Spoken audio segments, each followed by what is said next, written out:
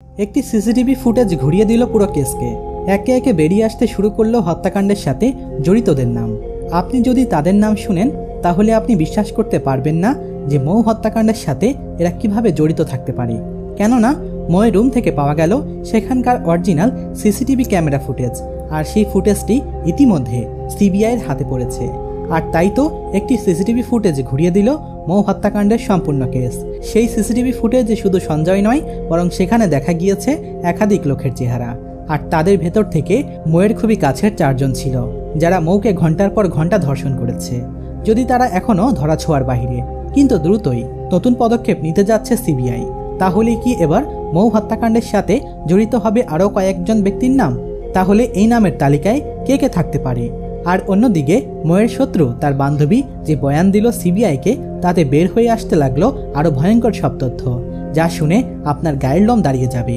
আর এই ভিডিওতে যে তথ্য দিতে চলেছি তা এর আগে কোনো ভিডিওতে পাননি, তাই বিস্তারিত জানতে ভিডিওটি শেষ পর্যন্ত দেখতে থাকুন। নতুন আপডেট, আরও একাধিক লোকের চেহারা দেখা গেল সিবিআইয়ের কাছে থাকা এই সিসিটিভি ফুটেজে। 8 আগস্ট গত বৃহস্পতিবার রাত 2টা পর্যন্ত ডিউটি করেন মৌ। পরে কর্মরত আরও 2 জন জুনিয়র ডাক্তারদের সঙ্গে খাওয়া দাওয়া সেরে পড়াশোনার জন্য সেমিনার হলে চলে যান তিনি। আর ঠিক তখনই ঘটে তার সাথে লোমহর্ষকর ঘটনা। অনুমান করা যাচ্ছে অনলাইনে আনানো খাবার সহকর্মীদের সঙ্গে খেয়ে 4 তলার পালমোলজি বিভাগের সেমিনার হলে কিছুক্ষণের জন্য বিশ্রাম নিতে যান তিনি। সেই সময় মৌয়ের সাথে ঘটে মর্মান্তিক ঘটনা। তবে কি চাওয়া ছিল তাদের মৌয়ের কাছে, যেটা মৌ পূরণ করতে না পেরে তাকে এভাবে ধর্ষণ করে হত্যা করা হয়? যদিও এই প্রশ্নের উত্তর কোনো রহস্য উন্মোচন করতে পারবে না, কিন্তু তারপরেও বললে বলা যায় একজন নারীর কাছে হাজারো পুরুষ আসতে ইচ্ছুক।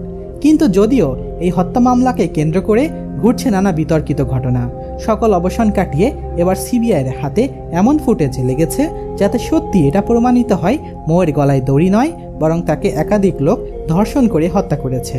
আর একে একে উঠে আসছে সিসিটিভি ফুটেজে তাদের চেহারা।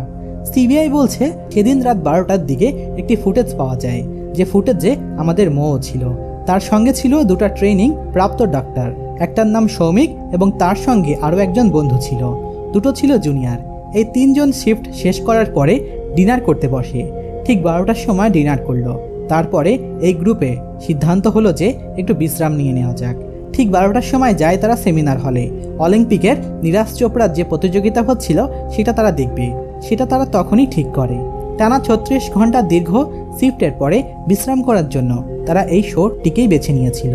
সৌমিক, রাখো এবং আমাদের মৌ 3 জন মিলে অলিম্পিকের সেই শো দেখতে শুরু করে। তারপর ঠিক রাত 2:30 নাগাদ সৌমিক এবং রাখো নামের 2 ছেলে সেমিনার হল থেকে বাইরে চলে আসে। তারপরে সেমিনার হলের ঠিক উল্টো দিকের অপোজিট সাইডের একটা রুম আছে, সেই রুমটিকে বলা হয় ঘুমের পর্যবেক্ষণ রুম। মানে পেশেন্টরা ঘুমিয়ে থাকা অবস্থায় তাদের শরীরে কি কি চেঞ্জেস আসে সেটা নিয়ে স্টাডি করা হয়। রাঘো এবং সুমিত্র ওই 2 জন ওই হলের মধ্যে গিয়ে ঘুমিয়ে পড়ে। তখন বাজে ঠিক 3টার মতো। সেই সময় আমাদের মৌ সেমিনার রুমে একাই বিশ্রাম নেওয়ার জন্য অগ্রসর হয়। সেটাই তার সিদ্ধান্ত ছিল। কিন্তু এই সিদ্ধান্ত যে মৌকে মৃত্যুর দিকে ঠেলে দিবে তা তো তিনি বুঝে উঠতে পারেননি। তাই তো তিনি ক্লান্ত অবসান কাটাতে চলে যান একাই সেমিনার হলে একটু বিশ্রাম নেওয়ার জন্য। যখনই তিনি বিশ্রাম নিতে শুরু করেন তার ঘন্টা 15 থেকে 20 মিনিট পরে সেই রুমে চলে আসে তার বান্ধবী। বান্ধবীকে দেখে মৌ ভ্রুক্ষেপ করলো না, কারণ বান্ধবী তো আসতেই পারে তার রুমে। তাই তো সে আবার চোখ বন্ধ করে ঘুমানোর জন্য ট্রাই করলেন। এমনতো অবস্থায় সেই হলে যেন ভূমিকম্প শুরু হয়ে গেল। মুহূর্তে একে একে লোক এমনভাবে ঢুকতে শুরু করলো যা দেখে মৌ আতঙ্কিত হয়ে গেল। এমনতো অবস্থায় যখনই মৌ উঠে বসতে চাইল তখনই সেই ধর্ষকরা তার হাত পা চেপে ধরে, আর সেই অবস্থায় তাকে ধর্ষণ করে আর বিভিন্ন অকথ্য ভাষায় গালাগালি করতে শুরু করে। তাদের ভেতরে অন্যতম ছিল সঞ্জয়, যে কিনা একাই 20 মিনিট ধরে মৌকে অত্যাচার করেই যাচ্ছিল। অন্যদিকে যখন মৌ চোখ খুলে কান্না করতে করতে উপরের দিকে তাকালো তখন সে দেখতে পেল তার সেই সহকর্মী অর্থাৎ বন্ধু তার গলা চেপে ধরেছে, যেন মৌ কোনোভাবেই নড়াচড়া করতে না পারে। কিভাবে এটা সম্ভব? একজন মেয়ে হয়ে আরেকজন মেয়ের চোখের সামনে একজনকে ধর্ষণ হতে দেখছে। সত্যি তার বান্ধবী যেন মেয়ে নয়, মেয়ে জাতির নামে কলঙ্ক। জানি না তার বিকৃত মস্তিষ্কে কী প্রভাব ফেলেছিল সেদিন। যদিও মৌ সবাইকে অনুরোধ করছিল, কিন্তু তার বান্ধবীর দিকে তাকিয়ে চোখের পানি ছেড়ে দিয়ে বলছিল যে আমাকে সাহায্য করো, আমার সাথে এমনটা করিস না, আমিও তো একটি মেয়ে, তুইও তো একটি মেয়ে, মেয়ে হয়ে মেয়ের কষ্ট বোঝ। কিন্তু এগুলো কথার কোনো ভুরুক্ষেপ করলো না তার বান্ধবী। আর তার বান্ধবীর নির্দেশেই একে একে ঝাঁপিয়ে পড়ল ময়ের ওপরে ধর্ষকরা। একসময় দেখা গেল তার দেহের আকার আকৃতির পরিবর্তন। তখনই তার বান্ধবীর নির্দেশেই সকলেই সেই স্থান ত্যাগ করতে শুরু করলো। কিন্তু রয়ে গেল সেই সঞ্জয় একাই সেই রুমে। কেননা সঞ্জয়ের তৃপ্তি হচ্ছিল না সেদিন। তাই তো সবাই চলে যাওয়ার পর সঞ্জয় ঘন্টার পর ঘন্টা তার সাথে অপকর্ম করে এবং এক পর্যায়ে অনুধাবন করতে পারে, যদি এই মেয়েকে এভাবেই রেখে দেওয়া হয় তাহলে আমরা সম্পূর্ণ টিম জেল হাজতে চলে যাব। তাই তো সঞ্জয় এগুলো কথা চিন্তা করে মৌকে হত্যা করতে মনস্থির করলো। আর বেশ কয়েক ঘন্টা পর নিজের স্বস্তি মিটিয়ে হত্যা করে দিল মৌকে। কিন্তু সঞ্জয় এটা জানতো না যে মৌকে যেই সেমিনার হলে তারা ধর্ষণ করছে সেই হলের ঠিক অপোজিট পাশে একটি সিসিটিভি ক্যামেরা ছিল।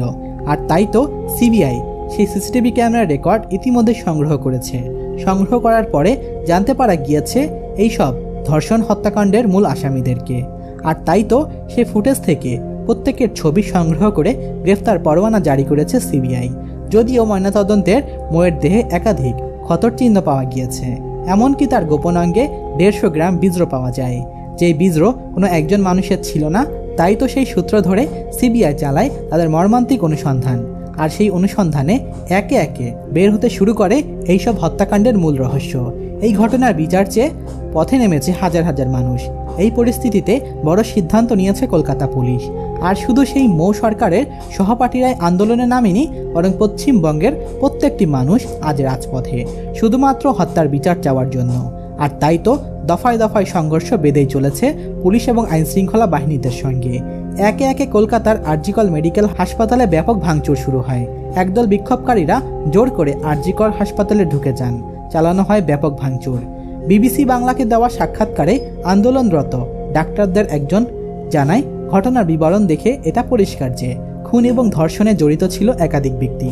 তবে এই ঘটনায় অভিযুক্ত শুধুমাত্র একজনকে ধরা হলেও বাকিরা রাজনৈতিকের দিক থেকে প্রভাবশালী বলে কি তাদের স্পর্শ করা যাবে না, এমন প্রশ্ন করছে আন্দোলনরত ডাক্তাররা।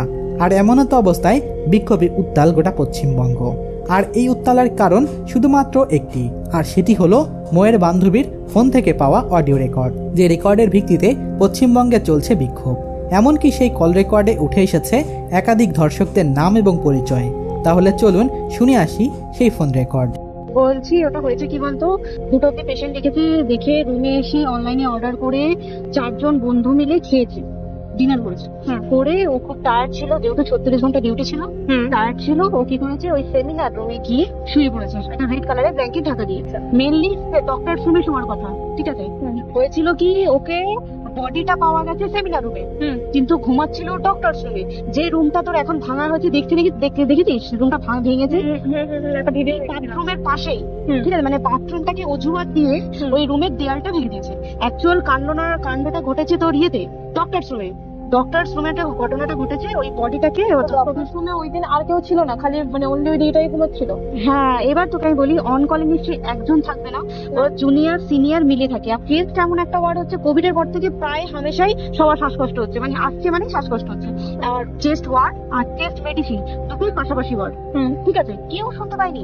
ধস্তাধস্তি করাতে একটা নিশ্চয়ই চিৎকার হয়, একটা ভাইলেন্ট হয়, বুঝতে পেরেছিস। তারপরে আবার কি, যে 4 জন ওর সাথে খেয়েছে তারা কোথায়, তারা কেন মিডিয়ার সামনে আসছে না? ওই দিনকে আমি নাইটের ডিউটি করছিলাম, সে আমার লাস্ট নাইট ছিল। 3 দিন নাইট থাকার পর লাস্ট নাইট ছিল। লাস্ট নাইটের পর বুধবার আমার লাস্ট নাইট, বুধবার রাতে ঘটনাটা ঘটেছে। আমি বাড়িতে এসেছি, রীতিমতো বাড়িতে এসে শুয়ে পড়েছি। 3টের সময় আমার কাছে ফোন এসছে যে সবাইকে ডেকে পাঠিয়েছে, ইমিডিয়েট আয়। তখন গিয়ে দেখি আজকে করে এই অবস্থা। গিয়ে দেখি পুলিশ ছয়লা, মানে আর ওকে যেভাবে, আমি তো বডিটা দেখেছি রে, মানে আমাদের এখনো পর্যন্ত চোখ থেকে নামছে না। রীতিমতো মনে হচ্ছে মেয়েটা যেন আমাদের পাশে ঘুরছে, একদম এরকম, মানে মানে অদৃশ্যমান। মানে আমরা এরকম ভাবতে পারছি না যে এরকম ভূত থাকে বা একটা স্পিরিট থাকে বা কিছু।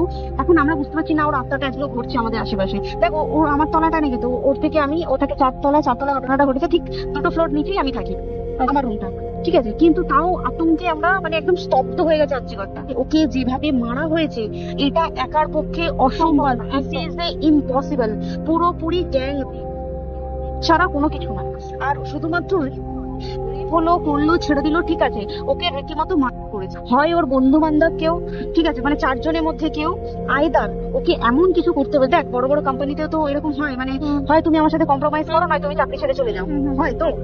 এখানেও সেরকম কিছু একটা হয়েছে। যাকে যে ক্রাইম করেছে সেও কিন্তু নর্মাল ডক্টর নয়, কিন্তু সেও একটা ভালো পোস্টে র্যাঙ্ক করছে, বুঝতে পেরেছিস? তবেই কিন্তু পুরো ব্যাপারটাকে হসপিটাল চেপে যেতে চাইছে, পুরো ব্যাপারটা। তাহলে এই সিভিক যে ও কোথা থেকে আসছে? এবার তো কেন বলি, অ্যাসিস্ট্যান্ট সুপার চেঞ্জ সব চেঞ্জ হয়ে গেছে। তারপরে যে ওয়ার্ডের ডাক্তাররা ছিল, সিস্টাররা ছিল, ওয়ার্ড বয়রা ছিল, মাসিরা ছিল, সবাইকে ডেকে এখন সাসপেন্ড করা হয়েছে। তারা কোথাও যেতে পারবে না, রোজ গিয়ে কোর্টে গিয়ে দেখা করছে। আজকেও কোর্টে গেছিল সবাই। তারপরে মানে ও সেই সঞ্জয় রায় যে ধরা পড়েছে, অ্যাকচুয়াল কিন্তু ও নেই, ঠিক আছে, ওর এতটা ক্ষমতাই হয় না। ও অত রাত্রে ওখানে কি করতে যাবে? ও না পেশেন্ট, ও নাকি বলছে দালাল পেশেন্ট নিয়ে গেছে। তো পেশেন্ট নিয়ে যখন গেছে, দিদিটার রুমে যখন যাবে, নিশ্চয়ই দিদিটার রুমে কোনো কাগজপত্র দেখাতে যাবে। সেই অবস্থায় গিয়ে দেখে যে এরকম এরকম ঘটনা, তা ঝাঁপিয়ে পড়েছে ওর উপরে। এরকম কিছু নেই, তাও কিছু নয়, শুধু গেছে দেখছে ড্রিঙ্ক অবস্থায়, ওকে ক্যামেরায় দেখা গেছে ড্রিঙ্ক অবস্থায় গেছে। আর তারপরে হচ্ছে কি, তোর অনেক রকম এখানে অনেক রকম ব্যাপার আছে। যে দিনকে ঘটনাটা ঘটে তার ঠিক 2 দিন পরে ওই সেমিনার বাথরুমের অজুহাত দিয়ে ডক্টর যে রুমের দেওয়ালটা আছে, ওই দেওয়ালটা ভেঙে দিয়েছে। কেন? প্রথমে ওকে বললো সুসাইড করেছে, আমাদের যখন ফার্স্ট খবর আছে তখন সুসাইড করেছে। তারপরে যখন হসপিটালে যাই তখন গিয়ে শুনছি নাকি না, সুসাইড করেনি, এটা করে মার্ডার করা হয়েছে। তো স্যার এখানে বিশাল বড় একটা গেম চলছে। আমি ইউরিন এটা ওর ইউরিনের রাস্তায় ক্ল্যাচারটা ঢুকিয়ে দিয়েছে, তুই জানিস? মানে কি বলবো, মানে ওকে দেখা যাচ্ছে না, আমরা তো দেখেছি নিজের চোখে, ওকে দেখা যাচ্ছে না। মানে একটা লিড তো কতটা, মানে এইটা মানে প্রচন্ড কষ্টতে একটা মেয়ে মারা গেল। আর ওর যে গলাটা চেপে ধরেছে, ওর ওই চেপে ধরাতে মানে এতটাই জোরে চেপে ধরেছে যে ওর চোখ ফেটে রক্ত বেরিয়েছে। ওই আমাদের ভাজানা থেকে 150 গ্রাম স্পাম বেরিয়েছে। পোস্টমর্টম রিপোর্ট 150 গ্রাম স্পাম, মানে বুঝতে পারছিস? নট এ ক্যালকুলেটেড, মিনিমাম কম করে 6 থেকে 7 জন করেছে ওকে। ওই জন্যই তো আমরা এতটা বেশি ভাইলেন্ট হয়ে গেছি। আরজি কর বলে না, যে কোনো হাসপাতালে কেউ যদি স্বইচ্ছায় কারোর সাথে রিলেশনশিপে গিয়ে করতে চায় সেটা আলাদা জিনিস, কিন্তু কেউ কারো বিরুদ্ধে এইভাবে করতে পারে না রে। তুই জানিস না, মানে ওয়ার্ডে কম বেশি আমরা সবাই ঘুমাই, কম বেশি আমরা সবাই জেগে থাকি, জেগে তো থাকি। তাতে কি কেউ শুনতে পায়নি? তার কি একদম ভাইলেন্স ছিল না? যদি কেউ না শুনতে পারে তাহলে ওর খাবারে কেউ কিছু মিশিয়েছিল, তাই কি না? সেটাও পোস্টমর্টম রিপোর্টে মানে লিক করছে না যে কেন খাবার ও তো খাবারটা খেয়েছিল, সেটা তো নিশ্চয়ই পেটেই ছিল, পেট থেকে বমি করে বের করে দেয়, সেটা তো ফরেন্সিক রিপোর্টে কিছু বলবে। আর তুই জানিস না, দেনার দেন, মানে ধর পোস্টমর্টম রিপোর্ট আসতে 3 দিন সময় লাগে। ও যেদিনকে মরেছে ঠিক তারপরের দিনকে বিকালবেলা পোস্টমর্টম রিপোর্ট বার করেছে, মানে বডি বার করো আর পোড়াও। 10 সেকেন্ডের মধ্যে বাড়িতে নিয়ে গেছে, তারপর বডি পুড়িয়ে দিয়েছে। মানে কি বলবো, হসপিটাল, মমতা ব্যানার্জি, সবাই মানে তৃণমূল প্রত্যেক সবাই এটাকে পুরোটাই কেসটাকে চাপা দিতে চাইছে। যে মানুষটাকে এত হতবিক্ষত ভাবে মেরেছে তাকে অভিষেক ব্যানার্জি কি কলকাতায় প্রথম হলো নয়, বিভিন্ন জায়গায় বিভিন্ন ভাবে ধরা পড়েছে, ফাঁসি হয়েছে কি জেল হয়েছে। অভিষেক বন্দ্যোপাধ্যায় কেন বললো জাস্ট কি বলে এনকাউন্টার করতে? মানে কি সঞ্জয়কে যদি এনকাউন্টার করে পুরো কেসটা চাপা পড়ে যাবে, একদম স্টুডেন্টরা ঠান্ডা হয়ে যাবে, আমরা সেটা হতেই দেবো না। তাতে যদি চাকরি মানে আর্যিকরটাকে সিল করতে হয় তাতেও আমরা রাজি আছি, সিল করে দেওয়া হোক আর্যিকর।